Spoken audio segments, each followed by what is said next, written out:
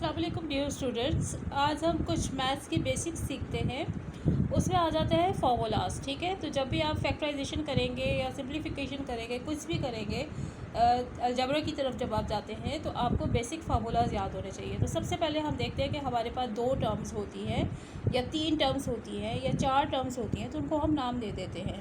For example first term को नाम देते थे ए, सेकंड को बी, थर्ड अगर है तो उसको सी, और अगर फोर्थ अगर है तो उसको डी। इस तरीके से हम अपनी फर्स्ट सेकंड थर्ड टर्म को नाम दे देते हैं। अभी जो हम बेसिक फार्मूला सीखेंगे उसमें हमारे पास 2 टर्म्स ही चाहिए होती है, ए और बी। ठीक है, अब फ़र्ज़ किया मेरे पास 2 टर्म्स है ए और बी। ठीक है, तो उसके बेसिक फार्मूलेस पे जाते हैं। तो सबसे पहले नंबर पे जो फार्मूला आपको याद होना चाहिए, that is A square minus B square. ठीक है, तो A square minus B square बराबर होता है किसके, A plus B into A minus B के। अब ये तो एक फार्मूला है। ठीक है, ये निकला कैसे? ये निकला ऐसे कि जब हम इन दो को मल्टीप्लाई करेंगे तो मल्टीप्लाई करने के बाद ये चीज़ आती है। शॉर्टकट तो सबको पता है, तो ये फार्मूला अप्लाई करने का मकसद होता है शॉर्टकट अप्लाई करना। अदरवाइज़ आप चाहो तो आप इन दोनों को मल्टीप्लाई करो और मल्टीप्लाई करने के बाद आप अपना आंसर निकालें, और आंसर निकालने के बाद आप अपना आंसर दें। तो आपको ये सारा स्टेप करना पड़ेगा। ठीक है, जिसमें ए कुछ भी हो सकता है, बी कुछ भी हो सकता है। ठीक है, अब यहाँ पर मेरे पास ए माने फर्स्ट टर्म, बी माने सेकंड टर्म है, तो कुछ भी इसकी जगह आ सकता है। 3x² भी आ सकता है, यहाँ पे 4y³ भी आ सकता है, कुछ भी आ सकता है ना। तो हमने क्या करना होता है, सीधा हम क्या करते हैं, हम इस पर फार्मूला अप्लाई कर देते हैं और हम इस सारे स्टेप को करने से बच जाते हैं। ये हमारे पास एक तरह से फार्मूले का प्रूफ आ गया।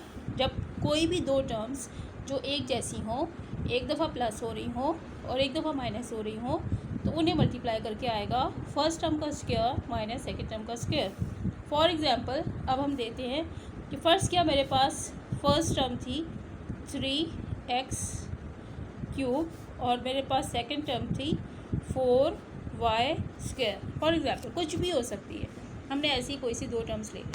अब मैं इसको बग़ैर सॉल्व किए, इस तरीके से बग़ैर सॉल्व किए कैसे मल्टीप्लाई करूँगी, जबकि मेरे पास ये दोनों आपस में एक दफ़ा प्लस, अच्छा इससे कोई फ़र्क नहीं पड़ता कि हम पहले प्लस लगाएं या हम पहले माइनस लगाएं, एक दफ़ा प्लस और एक दफ़ा माइनस हो रही है। अब हमसे कहा जाता है इन दोनों को मल्टीप्लाई करें, तो इसका एक तरीका तो ये, आप ऐसे ऊपर नीचे लिखें वर्टिकल या हॉरिजॉन्टल और मल्टीप्लाई कर दीजिए। अदरवाइज़ दूसरा तरीका ये है कि मैं इस पर डायरेक्ट फार्मूला अप्लाई कर दूँ। तो सवाल को भी पढ़ना है। आमतौर पे आपसे कहा जाता है find the product of the following by using formula, तो फिर मैं इस पर फार्मूला अप्लाई करूँगी। कभी ऐसा भी हो सकता है कि पेपर में आ जाए find the product of the following without using formula, तो फिर मुझे इस तरह से ही करना होगा, या हॉरिजॉन्टल या वर्टिकल तरीके से। लेकिन बाय यूजिंग फार्मूला होगा तो मैं इस पर डायरेक्ट फार्मूला अप्लाई कर दूँगी। कौन सा फार्मूला? ये वाला फार्मूला। और हम पेपर की साइड पे, not in between the question, paper की साइड पे हम अपना फार्मूले का रेफरेंस देंगे that I am using this formula, कि अगर 2 टर्म्स प्लस हो रही हो और माइनस हो रही हो तो वो बराबर होती है ए स्क्वायर माइनस बी स्क्वायर के। ये फार्मूला अप्लाई करते हुए मैं इसको सॉल्व करने जा रही हूँ। ठीक है, तो जब हम ये करेंगे तो हम डायरेक्ट कह देंगे कि हमारा ए ये है, बी ये है, तो डैट विल बी, इन दोनों का मल्टीप्लाई करने के बाद आएगा ए स्क्वायर माइनस बी स्क्वायर। ए क्या था मेरा 3x³, बी क्या था 4y², तो ये बन गया 3 का स्क्वायर 9 और 3 2 ज़ा 6, पावर्स आपस में मल्टीप्लाई होती है। 4 का स्क्वायर 16 और 2 2 ज़ा 4।